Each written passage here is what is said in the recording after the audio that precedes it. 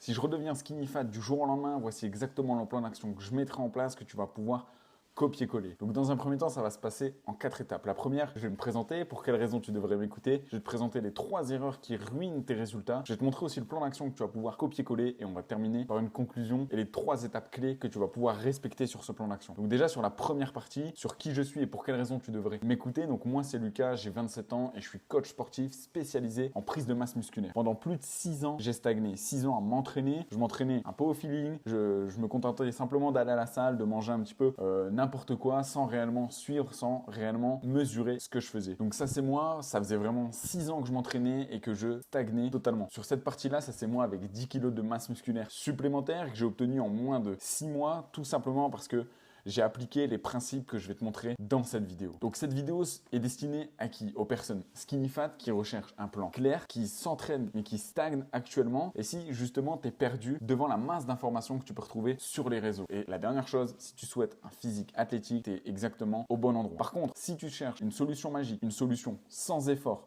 et avec des résultats court terme, cette vidéo, elle n'est pas faite pour toi, tu peux quitter dès maintenant, ok? Maintenant, pour quelle raison tu devrais m'écouter? Parce que la méthode que je vais te montrer et le plan d'action que je vais te montrer, il a été testé et il fait suite à des années de tests personnels et d'échecs personnels. C'est un système simple et mesurable que tu vas pouvoir appliquer sur toi et pour l'avenir et tu vas éviter justement des années d'échecs comme moi j'ai pu le faire, qui va t'amener plus de muscles, moins de gras et une vision claire sur toi et sur tes objectifs. Donc sur les 3 erreurs à éviter, la première, c'est de changer de programme trop rapidement. Je vois beaucoup trop de débutants changer de programme tous les mois, toutes les semaines. Et les 2 grosses conséquences de changer trop rapidement de plan d'entraînement, c'est que tu vas pas avoir le temps d'avoir une bonne exécution et tu vas pas avoir de clarté sur tes charges. Qu'est-ce que ça veut dire? C'est tout simplement que si tu passes d'un développé couché à la barre à un développé couché aux haltères, un développé couché à la Smith Machine, tu vas pas avoir le temps de comprendre les patterns de mouvement, même si c'est l'exercice de base est le même, ça va être de la technique qui va être différente. Et la clarté sur tes charges, tu vas pas mettre la même charge sur un développé couché barre que sur un développé couché aux haltères. Donc, tu vas pas avoir le temps de progresser sur tes charges, que tu vas tout de suite changer d'exercice, le temps que tu te réadaptes, que tu comprennes les patterns de mouvement, bah finalement, tu as perdu 1 mois, 2 mois et tu te retrouves dans une situation où tu continues de stagner. Donc ça, c'est l'erreur numéro 1 à éviter. L'erreur numéro 2 que je vois chez énormément de débutants, c'est d'avoir l'ego-lit, tout simplement. Donc c'est qu'on va soulever trop lourd, des charges lourdes vont nous amener à une mauvaise exécution et une mauvaise exécution va nous amener à une perte de 50% des résultats. Pourquoi? Parce que si tu portes lourd, tu vas moins maîtriser tes exécutions. Du coup, au lieu de faire des amplitudes complètes, tu vas faire des demi-reps. Si tu fais des demi-reps, eh ben, tu auras 50% des résultats. Et la dernière chose, c'est de s'entraîner, comme je l'ai dit, au feeling. Tout ce qui est mesurable est améliorable. Je vais te le montrer dans cette vidéo et c'est vraiment une chose qui fait partie de moi, c'est que pour moi, tout ce qui est mesurable est améliorable. Si tu n'as pas de suivi sur tes charges, sur tes répétitions, sur ce que tu manges, comment tu veux améliorer ce qui fonctionne pas? Pour que tu puisses trouver des améliorations, il faut que tu comprennes ce qui fonctionne pas à l'heure actuelle. On va pas mettre des nouvelles habitudes sur des habitudes déjà existantes, tu vois. Il faut qu'on supprime les mauvaises habitudes et qu'on en mette des nouvelles. Ok, mais pour ça, il faut suivre tes habitudes, suivre tes charges, etc. Donc si tu notes rien, tu vas avancer au feeling. Tu sais pas si tu progresses parce que tu n'auras rien sur lequel t'auras aucune application, aucune note pour pouvoir te référer et tu vas avancer tout simplement dans le flou. Et si tu es dans le flou, tu vas stagner, c'est obligatoire. Donc maintenant, on va rentrer sur le plan d'action que tu vas pouvoir copier-coller. Il repose sur 3 piliers. Le premier pilier, la nutrition. Le deuxième, les trainings. Et le troisième, le suivi. Et c'est pas la nutrition plus important que le training plus important que le suivi, pas du tout. C'est les 3 combinés qui sont primordiaux. T'as beau faire attention à ce que tu manges, si derrière tu t'entraînes pas, c'est pas manger des brocolis qui va te faire construire du muscle. Donc t'as autant besoin du training que de la nutrition. Et t'as beau bien manger et t'entraîner, si tu suis pas, tu vas stagner. Tu auras des résultats sur les premières semaines, les premiers mois, mais à long terme, tu vas stagner. Donc c'est vraiment le combo de ces 3 facteurs-là qui vont t'amener des résultats sur le long terme. Donc déjà sur la partie nutrition, qu'est-ce que ça va nous servir? À quoi ça va nous servir la nutrition? Ça va être de perdre le gras au niveau du ventre. Je reçois beaucoup cette question, est-ce que je fais d'abord une prise de masse ou est-ce que je fais d'abord une sèche? La réalité, c'est qu'aujourd'hui, tu as un body fat entre 15 à 20%, que tu as du gras au niveau de la sangle abdominale avec des petites poignées d'amour, il faut évidemment faire une perte de masse grasse. Pourquoi? Parce que ça veut dire que là, sur ton physique, tu as déjà du gras qui est apparent, du gras qui est présent. Si tu fais une prise de masse musculaire au-dessus de cette couche de gras, tu vas plus facilement prendre du gras. Pour faire simple, on va pas rentrer dans le détail, c'est pas forcément le sujet de cette vidéo, mais du coup, si tu as du gras présent, ça va être plus simple pour ton corps de créer plus de gras. Donc si tu pars sur une prise de masse musculaire, tu vas accumuler plus de gras plus qu'autre chose. Donc on va déjà faire une perte de masse grasse, on va perdre le gras, perdre les poignées d'amour, tu auras un physique plus athlétique, plus sec et évidemment en parallèle, tu vas prendre du muscle parce que tu auras un training qui sera cohérent. Et du coup, ensuite, on partira éventuellement sur une prise de masse musculaire en fonction de ton physique. Mais déjà, la première chose, c'est de faire une perte de masse grasse. Comment ça va se passer? Tu vas faire un léger déficit, environ 10 à 15% de ton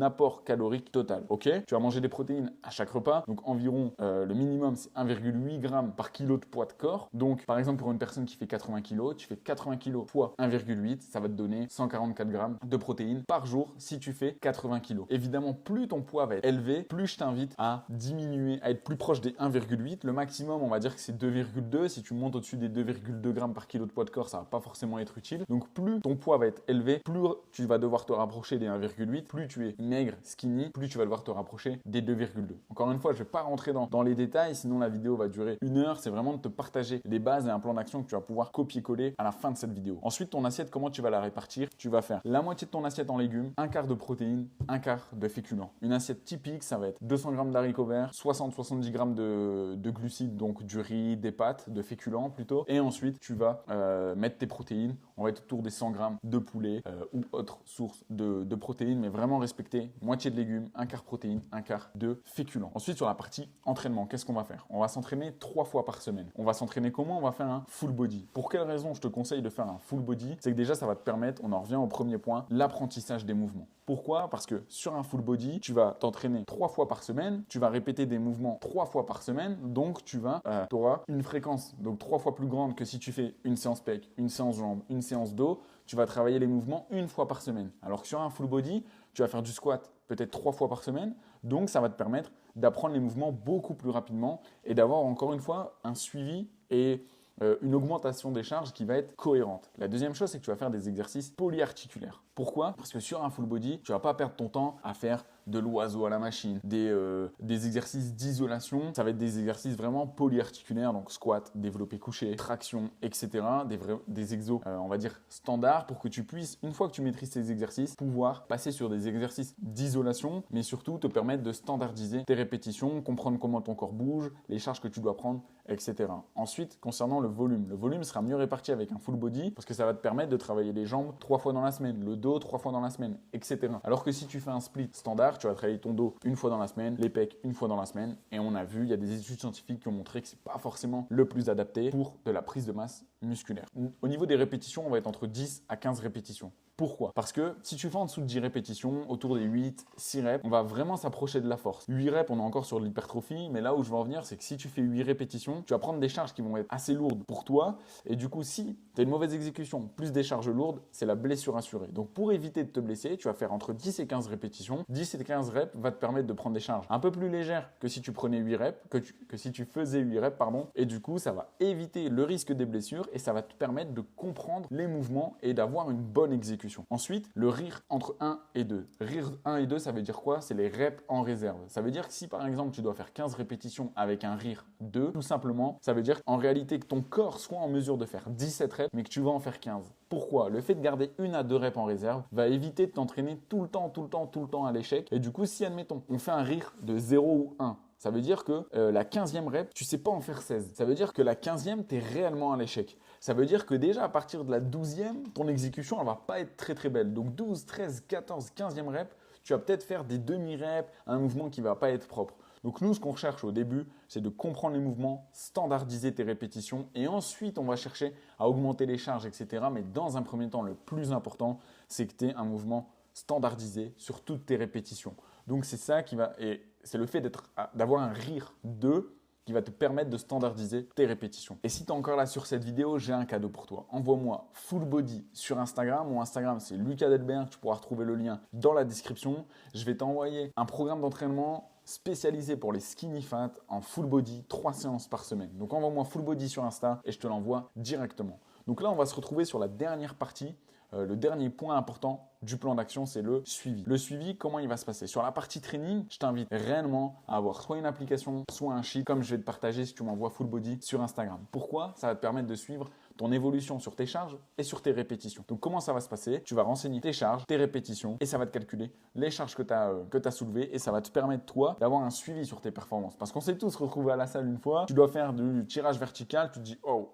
Semaine passée, j'avais mis combien? J'avais mis 32, j'avais mis 35, j'avais mis 40, tu sais plus. Donc, tu fais ta première série à 40, finalement tu te dis ah bah en fait j'aurais pu mettre 50, donc ta première série elle sert pas à grand chose et c'est aussi à cause de ces petits détails là qui fait que bah, finalement tu stagnes. Donc là je vais te montrer par exemple moi les personnes que j'accompagne, j'ai ma propre application d'entraînement. Donc sur cette application, comme là tu peux voir c'est un extrait de ma propre séance sur du développé incliné avec haltère. Ici si tu cliques sur le logo YouTube, tu vas avoir accès à une vidéo d'exécution. Là tu as le tempo, tu as les notes, tu vois, rire 2, le nombre de répétitions et les charges que tu soulèves avec le temps de repos parce qu'encore une fois, tout ce qui est mesurable est améliorable et on ne va rien laisser au hasard pour obtenir des résultats. Donc ça c'est sur la partie training. Sur la partie nutrition, on va suivre nos calories, évidemment. Sur la partie calories, donc je t'invite encore une fois, il y a énormément d'applications qui existent, il y a Yazio et peu importe, je télécharge celle avec laquelle tu te sens le mieux, tu es le plus à l'aise, mais prends n'importe laquelle. Encore une fois, on ne va pas perdre notre temps à choisir la meilleure du marché. Tu prends une application, ce que tu veux, c'est simplement savoir ton total calorique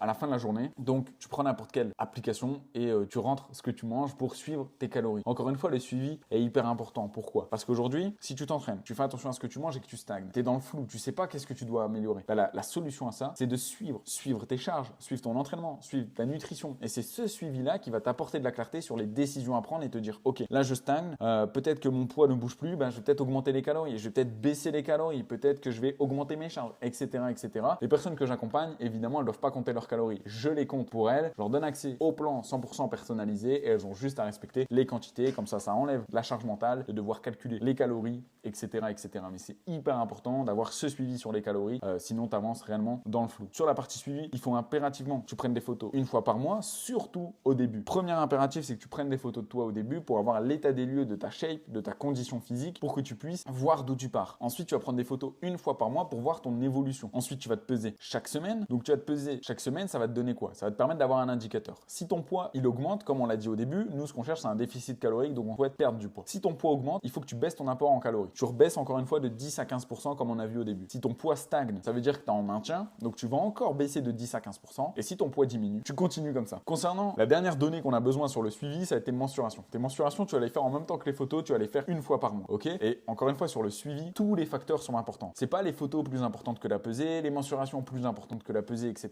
C'est tous ces indicateurs mis ensemble qui vont t'apporter des résultats. Parce que si on regarde que ta pesée, on voit qu'au bout d'une semaine, 2 semaines, ton poids stagne. On va se dire, bah finalement, t'évolues pas. Mais peut-être qu'en réalité, tu as perdu du muscle, tu as perdu du gras et tu as pris du muscle. Et ça, comment on va le voir? Grâce aux photos et grâce aux mensurations. Si par exemple, tu prends tes mensurations, elles ont diminué. Est-ce que tu as perdu du gras? Est-ce que tu as perdu du muscle? On ne le sait pas. Les photos vont permettre de voir comment ton corps a évolué et le poids aussi va permettre de voir comment ton corps évolue. Donc c'est vraiment le mélange de ces différents facteurs qui vont te permettre d'avoir de la clarté et savoir où tu dois avancer dans ta programmation d'entraînement. Donc pour conclure, en résumé, ce que tu vas devoir faire, tu vas faire un full body 3 fois par semaine. Je te le dis, envoie-moi full body sur Insta, tu auras accès au plan d'action 100% adapté. Le déficit léger avec une assiette structurée, donc déficit léger, je te rappelle, 10 à 15% avec une assiette moitié légumes, quart de protéines, quart de féculents. Ensuite, le suivi, donc sur ton training, nutrition, photo, mensuration. Et évidemment, tu vas faire les ajustements comme je te l'ai dit. Si ton poids augmente, tu baisses les calories. Si on est en maintien, tu baisses encore les calories.